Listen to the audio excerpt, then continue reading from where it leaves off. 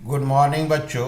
मैं B L Agarwal आज आपको इस लेक्चर में फिनंशियल स्टेटमेंट एनालिसिस का एक चैप्टर फंड फ्लो एनालिसिस का एक प्रॉब्लम सोल्व करके समझाने का कोशिश करूंगा। उम्मीद करूंगा आपको ज़रूर से ज़रूर समझ में आएगा। ठीक है, ये रख दिया आपके सामने एक problem. The following is the balance sheet of जय श्री लिमिटेड। ये देखिए 19 एंड 20। 19 हो गया हम लोग का प्रीवियस ईयर, 31 मार्च 20 हो गया current year. Okay, share capital यहाँ 1 नंबर बोला है, हमको नीचे 1 नंबर को देखना होगा, 1:20 से 1:40। नोट्स टू अकाउंट को देखेंगे। नोट्स टू अकाउंट में 1 नंबर में ये देखिए इक्विटी शेयर कैपिटल 80 था, 1:20 हो गया। इसको बोलेंगे इशू ऑफ शेयर। अस्सी हजार था, 1:20 हो गया, तो यहां पर आप देखो 40,000 रुपया इंक्रीज किया। ये हो गया आपका issue of share. Preference share देखो 40 था, 20 हो गया, कम गया, रिड्यूस हो गया, तो इसको बोलेंगे redemption of preference share. Issue of share source होता है और रिडेम्पशन ऑफ शेयर आपका एप्लीकेशन होगा। क्लियर है। अगला आइटम बैलेंस शीट के अंदर रिजर्व सरप्लस है। इसके लिए नोट नंबर 2 है, तो नोट नंबर 2 देखेंगे। रिजर्व एंड सरप्लस में आपका ये देखो surplus account that is PL account 18,400 था, 26,400 हो गया। तो यहाँ पर हम लोग बोल सकते हैं नेट प्रॉफिट 8,000। 18,400 था, 26,400 हो गया, तो जो इंक्रीज हुआ क्लोजिंग माइनस ओपनिंग 8,000, वो नेट प्रॉफिट माना जाएगा, जो फंड फ्रॉम ऑपरेशन में आएगा। यहाँ देखो आप जनरल रिजर्व को देखो 8,000 था, 12,000 हो गया, तो इसको बोलेंगे transfer to general reserve. Transfer to general reserve fund from operation में ऐड करते हैं। तो सबसे इंपॉर्टेंट है पीएल अकाउंट का डिफरेंस को नेट प्रॉफिट बोलते हैं। ठीक है, तो सरप्लस अकाउंट में जो डिफरेंस आया वो नेट प्रॉफिट कहलाएगा। जो रिजर्व इंक्रीज किया transfer to general reserve net profit में प्लस करेंगे।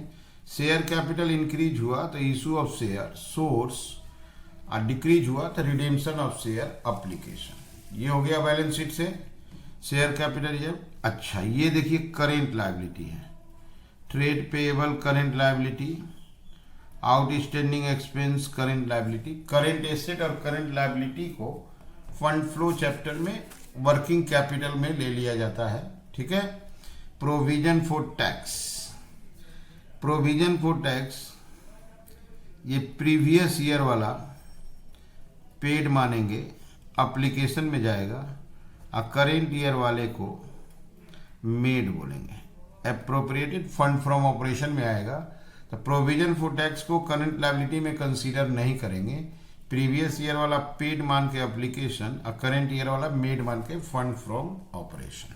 ओके, ये हो गया आपका लायबिलिटी साइड। अब आते हैं एसेट्स की तरफ। एसेट्स में देखो फिक्स्ड एसेट, टेंजिबल, यहाँ नोट नंबर 3 दे रहा इनटेंजिबल। ठीक, नोट नंबर 3 में आते हैं नीचे,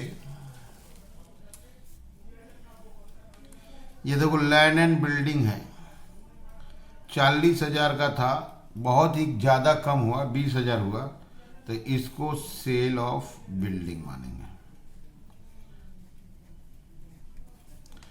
ये देखो यहाँ इंक्रीज हुआ, तो इसको purchase of plant. Purchase of plant application होता है और सेल ऑफ बिल्डिंग सोर्स होता है। बिल्डिंग का वैल्यू 20,000 कम हो गया, तो इसको सेल ऑफ बिल्डिंग बोलेंगे।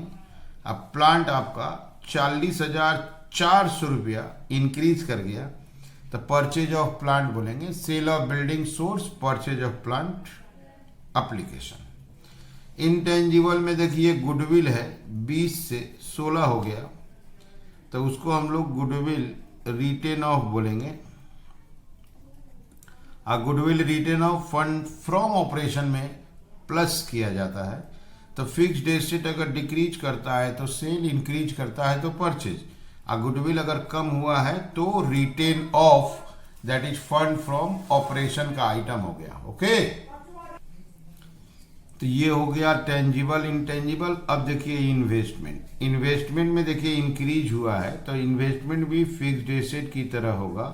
तो इन्वेस्टमेंट अगर बढ़ता है तो परचेज ऑफ इन्वेस्टमेंट एप्लीकेशन बोलेंगे। यहाँ देखिए 10,000। Inventory current asset, trade receivable current asset, cash current asset. तो जो करेंट एसेट और करेंट लायबिलिटी है ये वर्किंग कैपिटल में रिकॉर्ड किया जाएगा। ये देखिए अदर करेंट एसेट, नाम भले अदर करेंट एसेट है, आइटम देखिए प्रिलिमिनरी एक्सपेंसेस है। ये लॉसेस होता है गुडविल की तरह, इसको भी राइट ऑफ कर करके क्लोज करते हैं। यहाँ देखिए 4,000 से 2,800 हो गया, तो ये रिटेन ऑफ हो गया। रिटेन ऑफ 1,200 रुपया रिटेन ऑफ माना जाएगा। ठीक है, तो written off fund from operation में आएगा। इसके अलावा क्वेश्चन का आखिरी आइटम है प्रपोज्ड डिविडेंड। प्रपोज डिविडेंड बोले थे आपको, ये प्रीवियस ईयर का जो है यही पेड और यही मेड है। तो पेड है तो fund from operation application, fund flow statement application, अब मेड वाला फंड फ्रॉम ऑपरेशन में ऐड किया जाएगा। यहाँ देखिए बोला है बनाने को schedule of changes in working capital बनाना है और साथ में फंड फ्लो स्टेटमेंट बनाना है। तो वर्किंग कैपिटल शेड्यूल में सिर्फ सीए सीएल को रिकॉर्ड किया जाता है। जो करेंट एसेट करेंट लायबिलिटी है वर्किंग कैपिटल में रिकॉर्ड होगा। जो नॉन करेंट नॉन लायबिलिटी है एसेट्स लायबिलिटी, उसके चलते अगर पैसा आया है तो सोर्स ऑफ फंड, पैसा गया तो एप्लीकेशन ऑफ फंड, और फंड फ्रॉम ऑपरेशन बना के फंड फ्रॉम ऑपरेशन को सोर्स की तरफ लिखेंगे। हो गया, ये हो गया क्वेश्चन।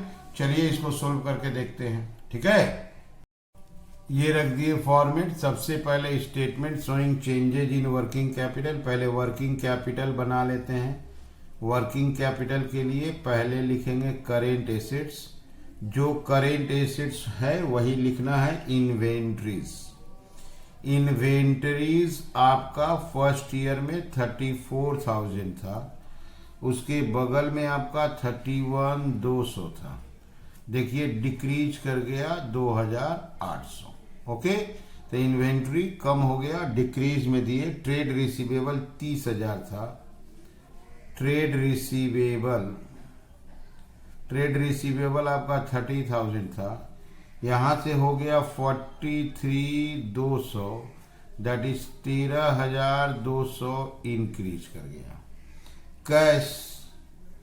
कैश आपका 6,800 था, 6,800 से हो गया 11,200, दैट इज 4,400 इंक्रीज कर गया। क्लियर है? तो देखिएगा इन्वेंट्री डिक्रीज कर गया, ट्रेड रिसीवेबल इंक्रीज हुआ और कैश इंक्रीज हुआ। 3 करेंट एसेट था, अब इस 3 को प्लस कर देंगे तो ये हो गया आपका 800,07, 70,800, ये हो गया आपका 605, 95,600, ये हो गया करेंट एसेट। अब लाते हैं करेंट लायबिलिटी। करेंट लायबिलिटी में 2 आइटम था करेंट लायबिलिटीज में। एक तो था आपका ट्रेड पेएबल, 14,000 से 21,200 हो गया। ट्रेड पेएबल 14,000 था फर्स्ट ईयर में, 21,200 हो गया, 7,200 इंक्रीज हुआ। करंट लायबिलिटी इंक्रीज होने से वर्किंग कैपिटल आपका डिक्रीज करेगा। आउटस्टैंडिंग एक्सपेंसेस 3,200 से 2,400 हो गया। आउटस्टैंडिंग एक्सपेंसेस 3,200 था, 2,400 हो गया, 800 डिक्रीज कर गया। ओके, तो 800 डिक्रीज कर गया तो वर्किंग कैपिटल में उसको इंक्रीज में लिखा जाएगा। ठीक है, अब करेंट लायबिलिटी को भी प्लस कर देंगे। ये हो गया 17,200, ये 24 था, 23,600। अब लाते हैं सी वर्किंग कैपिटल। वर्किंग कैपिटल का मतलब हुआ ए माइनस बी। ये 70,800 था, तो ये हो गया 53,600।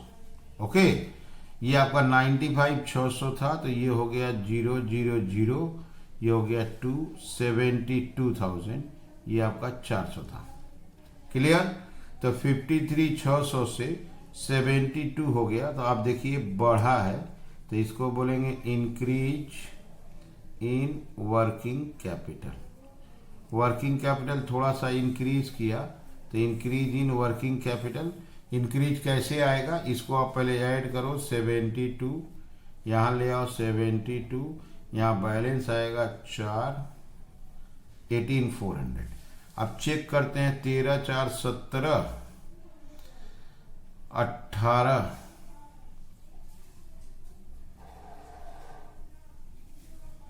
400, थोड़ा प्लस माइनस चेक कर देते हैं।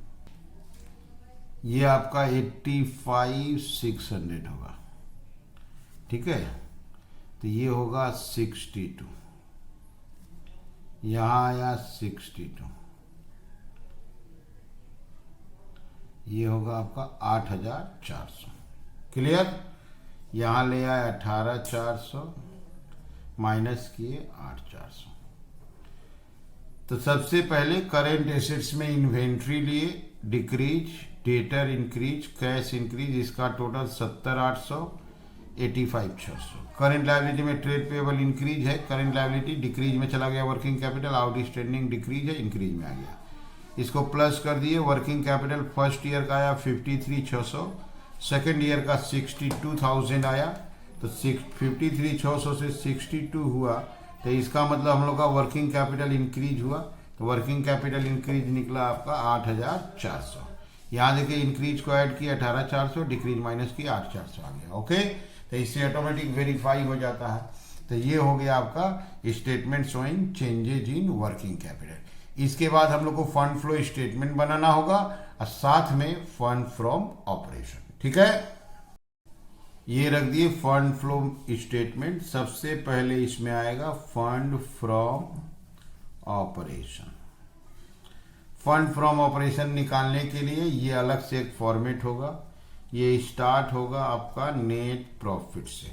नेट प्रॉफिट आपको बताए थे, सरप्लस का डिफरेंस 26,400, 26,400 माइनस 18,400, दैट इज 8,000। इसमें ऐड होगा नॉन ऑपरेटिंग एक्सपेंसेस। अगर आपको याद हो तो ट्रांसफर टू जनरल रिजर्व संग संग आया था, transfer to general reserve 4,000। Okay, इसको एक बार आप देख लो। ये था पोजीशन, ये था सरप्लस अकाउंट, 18,400 से 26,400 हुआ 8,000, ये नेट प्रॉफिट हुआ। 8,000 से 12,000, 4,000 ट्रांसफर टू जनरल रिजर्व, इसी नेट प्रॉफिट में ऐड होगा। अब थोड़ा एसेट साइड से बात कर रहे थे। ये देखो यहाँ पे 20,000 सेल ऑफ बिल्डिंग सोर्स, यहाँ देखो आपको 40,400 purchase of plant application, goodwill written off 4,000, goodwill return of 4,000 fund from operation में। तो यहाँ फंड फ्रॉम ऑपरेशन है ही है। गुडविल रिटेन ऑफ, यहाँ ले लेते हैं 4,000, sale of building source 20,000, purchase of plant 40,400, application में परचेज ऑफ प्लांट 40,400। ओके, तो फिक्स्ड एसेट बढ़ा था तो परचेज कम गया था तो सेल, गुडविल कम हुआ, रिटेन ऑफ। अब यहाँ आ जाओ, इन्वेस्टमेंट देखो आप, 10,000 बढ़ा है परचेज, ये तीनों करेंट एसेट है। अच्छा, प्रिलिमिनरी यहाँ देखो कम हुआ है, तो preliminary expense written off fund from operation में आएगा। तो सबसे पहले यहाँ purchase of investment, purchase of investment 10,000 का इन्वेस्टमेंट इंक्रीज किया था, 4 से 14 हुआ था, 10,000 परचेज हो गया। यहाँ आएगा प्रिलिमिनरी एक्सपेंस रिटेन ऑफ, ये आया आपका 1200। ओके, तो ऐसे करके एसेट्स का काम हो गया। आप एसेट्स एक बार देख लो। फिक्स्ड एसेट में परचेज सेल निकाले, goodwill return of, investment purchase निकाले, करेंट एसेट वर्किंग कैपिटल में गया, यहाँ प्रिलिमिनरी रिटर्न ऑफ। अब आ जाओ शेयर का। शेयर का यहाँ पे देखो इशू ऑफ इक्विटी शेयर था, यहाँ इशू ऑफ इक्विटी शेयर 40,000 था, रिडेम्पशन ऑफ प्रीफरेंस शेयर 20,000 था। इशू ऑफ शेयर सोर्स और redemption of preference share application. Issue of equity share 40,000, redemption of preference share application में 20,000। इशू ऑफ शेयर सोर्स होता है, जबकि redemption of share application होगा। Reserve surplus का काम हो गया। यहाँ नेट प्रॉफिट ट्रांसफर आया था, ट्रेड पेएबल और आउटस्टैंडिंग हो चुका है। ये देखिए टैक्स 11,200 को टैक्स पेड बोलेंगे, अब 12,800 को टैक्स मेड बोलेंगे। Tax paid application, made fund from operation. तो यहां लाते हैं प्रोविजन फॉर टैक्स पेड, इसका अमाउंट लाते हैं प्रोविजन फॉर टैक्स पेड का 11,200। यहां लाते हैं provision for tax made, current year वाला 12,800। तो ऐसे करके एसेट्स लायबिलिटी कंप्लीट हो गया, नोट्स भी कंप्लीट हो गया, लेकिन एक नोट्स अभी भी बचा हुआ है, वो है प्रपोज्ड डिविडेंड। ये प्रीवियस ईयर का मेड और पेड दोनों होगा 11,200।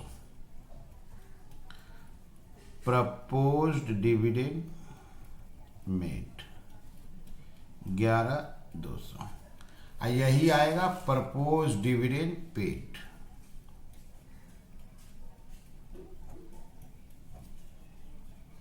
Same money 11,200। अब हम लोग फंड फ्रॉम ऑपरेशन को कंप्लीट करेंगे।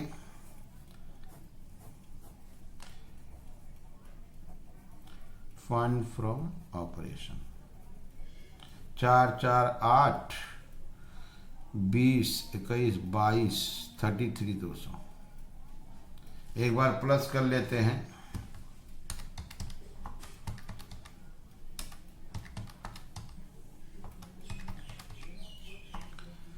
ऊपर से 8,000 प्लस कर देते हैं, 41,200। फंड फ्रॉम ऑपरेशन सोर्स का पहला ही आइटम है, देखो यहाँ सोर्स में पहला आइटम लिखे हैं 41,200।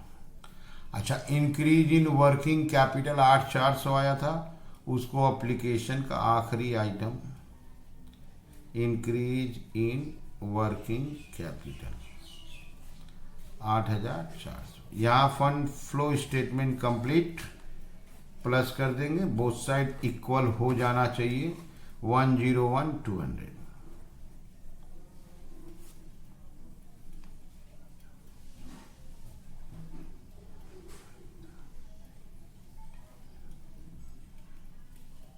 यस, 101,200। ओके, तो ऐसे करके क्वेश्चन सोल्व हुआ। सबसे पहले आप CACL को लेके वर्किंग कैपिटल बना दीजिए।